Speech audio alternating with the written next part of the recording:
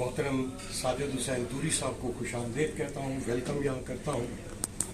और जिस तरह अभी असलम साहब ने ये बात की, वाकई ये सबसे बड़ा सच है कि आज तक मैं 50 साल से यहाँ हूँ और 50 साल के दरमियान जितने भी जिस पार्टी के समाजी, सियासी, मजहबी मिनिस्टर, MNA, MPAs और ये रहनुमा यहाँ आए, और बिल्कुल दुरुस्त बात है कि मसाइल सुनने के बाद चे जाए कि उनकी नीयत बिल्कुल सही, उन्होंने अपने ताई कोशिश की, लेकिन आज तक सवाए अल्लाह उनको गिरी रहमत करे, मखदूम अमीन फ़हीम साहब उस वक्त मिनिस्टर कम्युनिकेशन थे जिनका यहाँ का दौरा था, और शिपिंग लाइन में एक बड़ा संगीन मील वो कामयाबी से हुआ। एक बायलैटरल एग्रीमेंट साइन हुआ ग्रीक शिप ओनर यूनियन से मखदूम अमीन फ़हीम साहब के दौर में कराची में। मेरी खुशनसीबी है कि मेरे मेहमान थे वो यहाँ पर, और कराची में फिर यहाँ से लेकर गए। उसके अलावा आज तक कोई ऐसा हमारे मसाइल यहाँ के जेनमन जो हैं, जिस तरह डॉक्टर साहिद शाह साहब ने भी कहा कि शुरू से ही हर दौर के हर तकाजे होते थे, हर किस्म के मसाइल, कुछ कम थे उस वक्त इब्तिदा में, अब इंतहा को पहुंच चुके हैं। लेकिन हमें ये समझना चाहिए कि मैं मसाइल की तरफ आने से पहले ये बड़ा ज़रूरी है कि हम को ये भी सोचना चाहिए, देखना चाहिए और परखना चाहिए और इसका इल्म रखना चाहिए कि हम जिस मुल्क में रह रहे हैं उनका महल्ले वकू क्या है, और हमारे पाकिस्तान एज ए मुल्क के तल्लकात जो हैं वो किस तरीके से अफेक्ट होते हैं। जिस तरह हमारे हिंदुस्तान से इट कुत्ते का वैर है डेली बेसिस पे, इसी तरीके से यहाँ टर्की के साथ उनका 400 साल का एक सिलसिला चल रहा है, एक तारीख इनके ख्वाबों में भी आज भी आते हैं, और उनके साथ इनका डेली बेस पे आज देख ले खबरें आप डेली इस तरीके से टेंशन चल रही है। और क्योंकि हमारे टर्की के साथ बराबर इस्लामी तारीख है, उसे नहीं नफी की जा सकती। वो सबसे बड़ा एक रुकावट है जिस पर यहाँ की हुकूमत, यहाँ के थिंक टैंक, यहाँ की आवाम में पाकिस्तान के लिए एक नफरत कह ले, या नफरत एक सख्त लफ्ज होगा, लेकिन अच्छी वो इसको निगाह से नहीं देखते। ये तासुब है, ये सबसे बड़ी रुकावट है हमारे मसाइल के लिए हल में। इसको हम नहीं सोचते बहसियत आम पाकिस्तानी बरादरी। जाहिर है कि एक वर्कर है, एक मजदूर है, उनको इन चीज़ों की ना इल्म है ना वो नॉलेज रखता है, लेकिन क्योंकि नामा साहब और हम जो सीनियर लोग हैं जिनके हमारे इनसे रोज़मर्रा पे मुलाकातें होती हैं, ऑफ दी रिकॉर्ड भी हम बैठते हैं, तो वो ये बताते हैं कि सबसे बड़ी रुकावट ये है। इसलिए लेकिन अब ये भी नहीं हो सकता, लेकिन इसका डिप्लोमेटिक वे निकाले जा सकते हैं, जो एम्बेसीज, डिप्लोमेट्स और आप जैसे मिनिस्टर्स जो हैं वो कम से कम इस मसले को, इसकी टेंशन को कम कर सकते हैं। किस तरह? इनसे तल्लकात को बैलेंस रखने के लिए आते रहे, यहाँ मुलाकातें होनी चाहिए। आज तक रिटर्न मौजूद है फॉरेन मिनिस्ट्री में और ओवरसीज पाकिस्तानी में। जब गुलाम सरवर साहब, आप सबको याद होगा कि ओवरसीज पाकिस्तानी के मिनिस्टर थे, यहाँ विजिट किया सरकारी तौर पर, उनको भी ये बताया गया लिखकर, और यहाँ मुलाकातें हुई। उस वक्त भी मसाइल को इस तरह किया गया, लेकिन फिर भी कोई ऐसा उसका पायदार हल नहीं निकला। क्या वजह? कि वहां पर फॉरेन मिनिस्ट्री का ये काम है कि जिस तरह यहाँ पर हमारी एम्बेसी है, वो यहाँ फॉरेन मिनिस्टर से, पब्लिक ऑर्डर मिनिस्टर से, इमिग्रेशन मिनिस्ट्री से, जस्टिस मिनिस्ट्री से, जो हमारे कंसर्न डिपार्टमेंट मिनिस्ट्रीज है, उनसे राब्ते रखते हैं। इस तरीके से वहां पर हमारी फॉरेन मिनिस्ट्री ने आज तक ग्रीक एम्बेसडर को किसी भी गुज़श्ता अदवार में नहीं बुलाया, सिवाय एक दफा अभी ये जो साबका ग्रीक एम्बेसडर मिस्टर अंद्रिया जो होकर गए हैं, उन्होंने बहुत काम किया माशाल्लाह। और उसके बाद उनकी वाइफ काउंसलर थी, वो भी अभी शिफ्ट हो गई है। अभी नए एम्बेसडर, 2 नए काउंसलर जो वहां गए हैं। पुराने पिछले 3 साल में जो ग्रीक काउंसलर थे इस्लामाबाद में, वो एक करप्शन का इंतहाई दौर जो रहा इन्होंने जिक्र किया है, वो पूरा दौर है जिसमें बहुत ज्यादा करप्शन हुई है, फैमिली वीजों पे, अटेस्टेशन पे, और माशाल्लाह मेरे पास सबूत मौजूद है जो मैंने ऑलरेडी यहाँ के इदारों को और अपनी फॉरेन मिनिस्ट्री को भेजे हुए कि कौन कौन हमारे पाकिस्तानी उसमें इन्वॉल्व थे, यहाँ की हमारी बड़ी सरकर्दा शख्सियतें उसमें इन्वॉल्व रही। तो वहां पर उन्होंने ओवरसीज पाकिस्तानी में मुख्तर करता हूं कि चले फॉरेन मिनिस्ट्री ने नहीं किया, लेकिन अब आपसे रिक्वेस्ट है कि आप जाकर, क्योंकि ये नए सफीर आए हैं, आप जाकर उनसे एक मीटिंग करें और जो यहाँ से मसाइल हम बताएंगे, क्योंकि एम्बेसियां भी फॉरेन मिनिस्ट्री की हिदायत पर चलती है, ये सबको पता है कि यहाँ की फॉरेन मिनिस्ट्री ने जो उनको हिदायत करनी है वही उन्होंने करना है। तो इसलिए ये फैमिली वीजास का अब बहुत ज्यादा कंट्रोल हुआ है, छांटी की है उन्होंने, और आकर अब वो इसको एक अपडेट लेकर आए हैं। लेकिन सबसे बड़ा प्रॉब्लम करप्शन अपनी जगह है, वो ये एक जो हकीकत है वो ये है कि टोटल 4 वहां ग्रीक एम्बेसी के एम्प्लॉय, एक सफारतखाना है, काउंसलर का काम भी करता है, और उसमें सबसे बड़ी बात है कि अफगानिस्तान जैसा मुल्क भी इस्लामाबाद ग्रीक एम्बेसी उसको डील करती है। तो स्टाफ सिर्फ 4 है। यहां आपको ये कोशिश करनी है कि ये फॉरेन मिनिस्टर का काम है, ना इमिग्रेशन मिनिस्टर का है, ना किसी और मिनिस्टर का है। इनको आप अपनी फॉरेन ऑफिस के थ्रू ये डिमांड्स करें, रिक्वेस्ट करें कि स्टाफ वहां बनाए। इस वक्त रात के 9-9 बजे तक पाकिस्तानी स्टाफ और ग्रीक एम्बेसी काम कर रही है, नो डाउट लेकर आए हैं।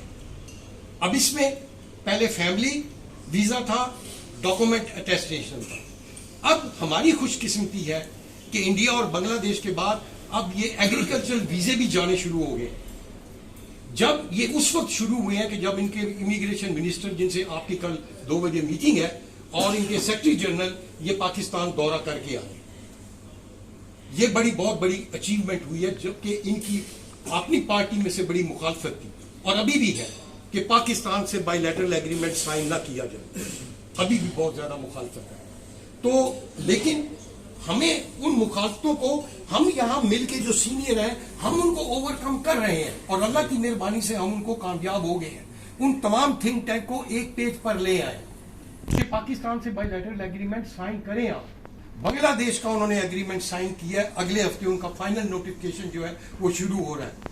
उसमें उनको इतनी सहूलियात दी जा रही है, सिर्फ बांग्लादेश कम्युनिटी को 15,000 बांग्लादेशी यहाँ गैर कानूनी उनको लीगल किया जा रहा है। 4,000 पर ईयर बंदे जो हैं वो बांग्लादेश से उनको और लीगल किया जाएगा। अब बांग्लादेश में ग्रीक एम्बेसी नहीं है, न्यू दिल्ली बांग्लादेश को डील करती है। अब उस इतने बड़े प्रॉब्लम के लिए बांग्लादेश के लिए एक और नई छूट दे रहे हैं, जो सुबह भी मैंने आपको ब्रीफिंग दी कि उनके लिए वीजे की, एग्रीकल्चर और वर्क वीजे की सहूलत को ओवरकम कर रहे हैं बांग्लादेश के लिए। Where we are standing as a Pakistan. तो पाकिस्तान का तब होगा जब बायलैटरल एग्रीमेंट जिस तरह बांग्लादेश का है वो हमारी हुकूमत के साथ साइन होगा, जिसमें अब आपकी एफर्ट इसमें है। जाहिर है उसमें थोड़ा बहुत रुकावट आएंगे, लेकिन कल की आपने मीटिंग में ये इस चीज को आपने डिप्लोमेटिकली हैंडल करना है। ये चीजें होती है गिव एंड टेक से, कुछ वो आपकी सुनेंगे, कुछ आप उनकी सुनेंगे, तभी ये आगे सिलसिला जो है बढ़ेगा।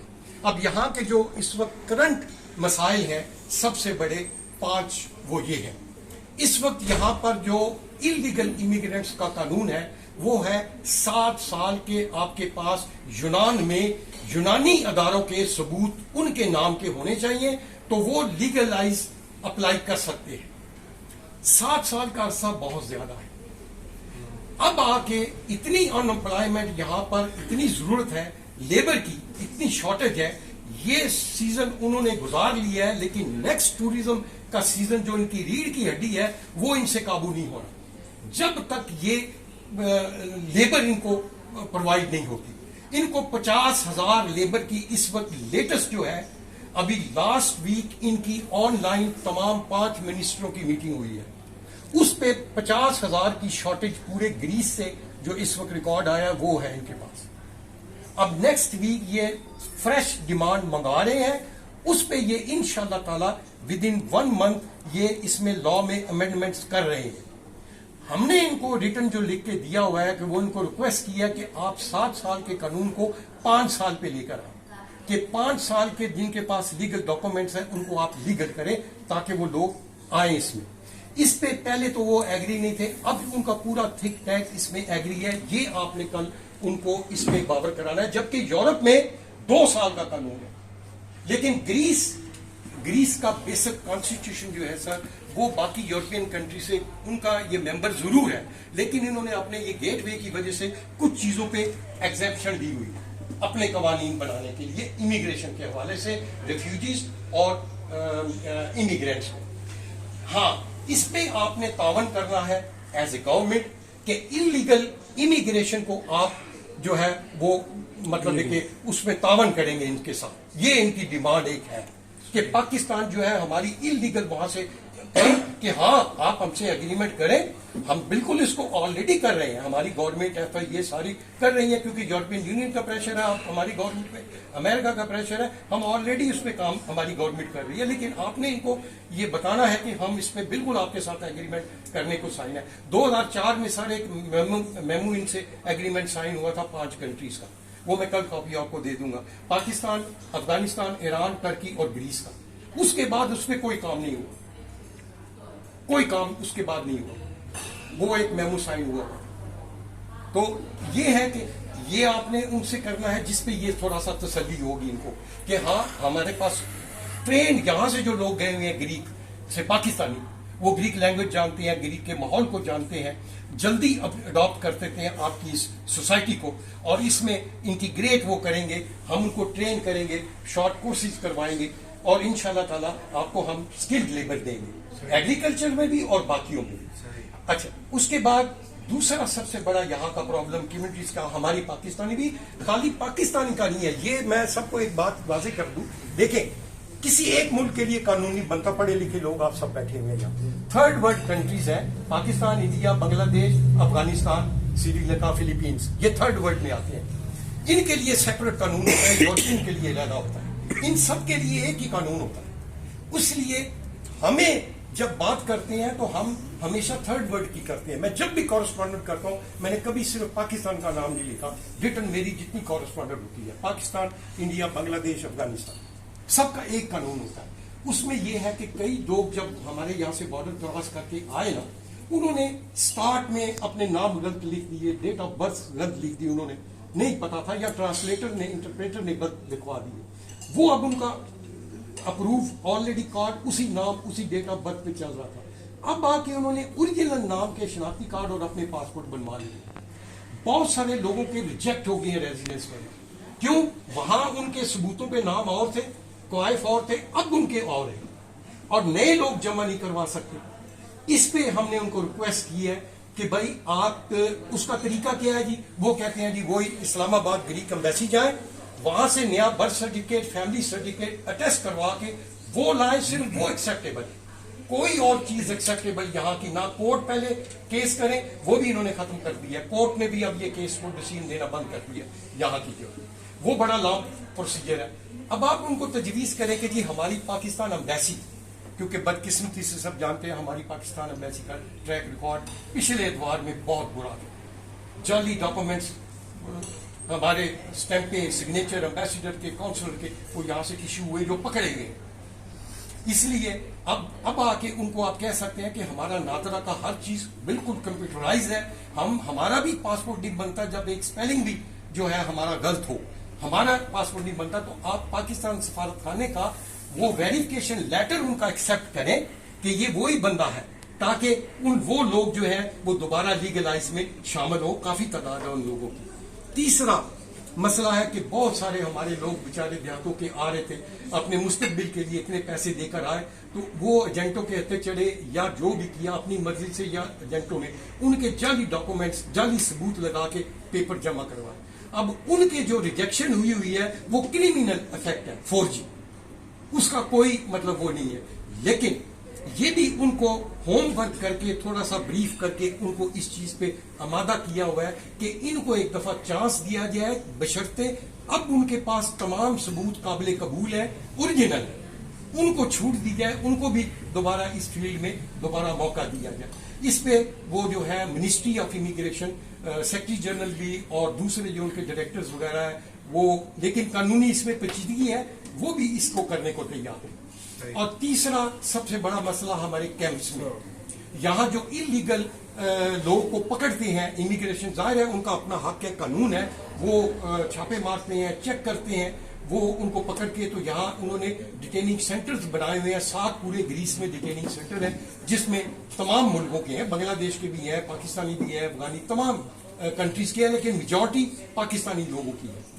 वो लोग जो हैं अभी इनको, अब वो ये बड़ा टेक्निकल एक मामला है जिसपे मैंने उनको थोड़ा सा लिख के उस सजेशन में दिया हुआ है कि इनको आप क्यों नहीं छोड़ते, जबकि यहाँ रहने वाले हैं, इनको यहाँ का तजर्बा है, माहौल का सारा कुछ है, इनको एक दफा आप, ये क्रिमिनल नहीं है, ठीक है, जुर्म इनका है कि इलीगल बॉर्डर क्रॉस किया है इन्होंने, इनको अगर आप छूट दे दें, ये भी आपकी मैन पावर में आ सकते हैं। जितने भी बांग्लादेशी, पाकिस्तानी सारे हैं, खाली पाकिस्तानियों का आपने जिक्र नहीं करना, क्योंकि इससे वो थोड़ा सा चिढ़ जाएंगे कि सिर्फ ये बाकी लोग क्या है, ठीक है, सब थर्ड वर्ग के, तो ये है। और हाँ, उनकी, अच्छा, दूसरी मीटिंग, एक तो इमिग्रेशन मिनिस्टर से आपकी मीटिंग है, दूसरी पब्लिक ऑर्डर मिनिस्टर जो है, उनके अंडर ये सारे कैंप इलीगल, और ये पुलिस सख्तियां करती है, ये उनके अंडर है, तमाम ग्रीस की पुलिस, इमिग्रेशन, ये उनके अंदर। उनको वो बड़े थोड़ा सा डिप्टी मिनिस्टर वो पाकिस्तान के हक में है, वो जो है काफी, यानी वो फेवर में है, तो वो भी आपसे कल मुलाकात करेंगे, परसों सुबह 10 बजे आपकी मुलाकात है। तो ये जो कैंपों वाला मामला है, ये आपने उनसे डिस्कस करना है। और दूसरा, जो पाकिस्तानियों को ये जाली यहाँ के पुलिस वाले और ज्यादतियां करते हैं, पकड़ के उन पे तशद्दुद करते हैं, और बिल्कुल फजूल क्रिमिनल है तो ठीक है, लेकिन आम जो इलीगल बेचारे जो तारकिन वतन है हमारे भाई, वो अनपढ़ होते हैं बेचारे, प्रॉब्लम करते हैं, उनको जब चेकिंग के लिए पकड़ के लेके जाते हैं थानों में, उनसे वो ज्यादतियां करते हैं। ये पुलिस के अंदर है, खाने उनको बिल्कुल सही नहीं मिल रहे, मेडिकल की सहूलतें कैंपों में नहीं है सर, बहुत बड़ा ये प्रॉब्लम है हमारे लोगों का। और ये चीजों में हम एज ए कम्युनिटी, जिस तरह डॉक्टर साहब ने कहा, हम एक प्लान बना रहे हैं कि हमें पता है गवर्नमेंट के पास सर ये सोर्सेज कम होते हैं, फंड्स भी इनके पास कम होते हैं, यूरोपियन यूनियन से ये लेते हैं, लेकिन हम मिलके यहाँ पर सर हर दफा कपड़े, दवाइयाँ, बहुत सारी चीजें इकट्ठे करके हम कैंपों में जाके डोनेट करते हैं, बकायदा हम ये कर रहे हैं। हम ये सारी, दामा साहब, मैं मिलके, चौधरी साहब, ये हम टीम जाते हैं और बकायदा गाय बगाए ईदों पे और सारा ये हम कर रहे हैं। मजहबी आज़ादी है, उनको अल्लाह का शुक्र है कि हमने वहाँ ईद की नमाजें, जान माज और ये सारी कुरान पाक, ये सारी चीज़ें हम उनको सप्लाई करते हैं, लेकिन ये जो बेसिक चीज़ें हैं उनकी कानूनी उनकी कोई वो नहीं है। और दूसरा, एम्बेसी ने लॉयर मुकर्रर किया, लेकिन वो बाहर लोगों के लिए, कैंपों के लिए नहीं है, फ्री सर्विस एम्बेसी ने अनाउंस किया। आई डोंट नो ये चल रही है कि नहीं चल रही, मुझे मालूम नहीं है, अनाउंस हुई है, लेकिन अभी तक इसका वो है ऐसा, वो आपको बेहतर पता है। नहीं, आई नो, लेकिन मैंने पढ़ा था, प्रेस रिलीज पढ़ा था, उसके बाद मुझे नहीं पता कि इस पे इम्प्लीमेंट हो रहा है कि नहीं हो रहा। मैं भी एम्बेसी के मामला से दूर रहता हूँ, और अपने भाइयों बुजुर्गों के लिए मेरे ये, मैं फख्र से कहता हूँ, मैं बहुत खुशकिस्मत हूँ कि अल्लाह ताला की रज़ा से ये सारे भाई मुझसे प्यार मोहब्बत करते हैं, और अल्लाह ताला की तौफीक से मैं दिन रात, ना मुझे मेरे बच्चों का, ना मेरी फैमिली का प्रॉब्लम्स है, मैं सिर्फ अपने इन तमाम भाइयों बहनों को जो ये प्रॉब्लम्स है, इनके लिए दिन रात कोशिश करता हूँ बेलौसर। और ये चीज़ें हैं कि अब इस पे आपने जाके, क्योंकि यहाँ इलेक्शन आ रहे हैं, मार्च तक हमारे पास टाइम है, यहाँ मार्च के बाद ये सारी गवर्नमेंट इलेक्शन में चली जाएगी, हमारे तमाम मसाइल उसी तरह रह जाएंगे जब तक नई गवर्नमेंट नहीं आती, नई चीजें नहीं आती, वो बिल्कुल ठंडा हो जाएगा। हमारे मुल्क में भी आगे इलेक्शन का दौर चल रहा है, जितना टाइम आपके पास सर है आप इस पे सर्व कर दे, गेटवे है। और इसमें मैं धामा साहब से भूल गया, कल किसी वक्त आपको विजिट कराएंगे, पुराना एयरपोर्ट है, सब लोग जानते हैं, वो पूरा सिटी है सर, कतर की कंपनी ने वो ऑलरेडी ठेका ले लिया है, उन कंपनी से मेरा ऑलरेडी कॉरेस्पॉन्डेंट है, मीटिंग्स हो चुकी हैं, उसमें इतनी मैन पावर जाएगी जिस तरह अरब कंट्री में जाती थी, वो भी है हमारे पास। लेकिन हमें ये बायलैटरल एग्रीमेंट करना है हर हालत में, इसको आपने इम्प्लीमेंट करना है हमारी पूरी पाकिस्तानी बरादरी के लिए। तो ये अपनी मौजूदगी में सर ये काम कर गए और इंशाल्लाह आपसे इन टच रहेंगे। जो इनका बैकग्राउंड होगा सारा बीच में वो मैं आपको अपडेट करता रहूँगा। हमारी एफर्ट दामा साहब है और हमारे भाई हैं, हम मिल के यहाँ पर ये करते रहेंगे। हम ऑफ द रिकॉर्ड करते हैं और करते रहेंगे, ये हमारी सुनते हैं। अम्बेसी का अपना एक रोल है, आप यू नो बेटर, वो डिप्लोमेटिक है, वो उनके और मामला होते हैं, उनकी लैंग्वेज और होती है। ये मिनिस्ट्रियाँ और ये अम्बेसी से यकीन करें ये वो नहीं वो करना चाहता।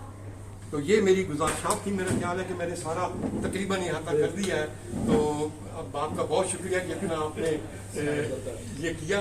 तो अल्लाह ताला अपने पाक के सबके पंचर पाक के सबके आपको सेहत दे, लंबी जिंदगी दे और तौफीक दे कि आप इस पे जो है कि और मुझे मैं ये क्योंकि पहली दफ़ा मिला, 4 माह से मेरे इनसे रब्ता है पाकिस्तान में, खुशकिस्मती है अल्लाह ताला की मेहरबानी से।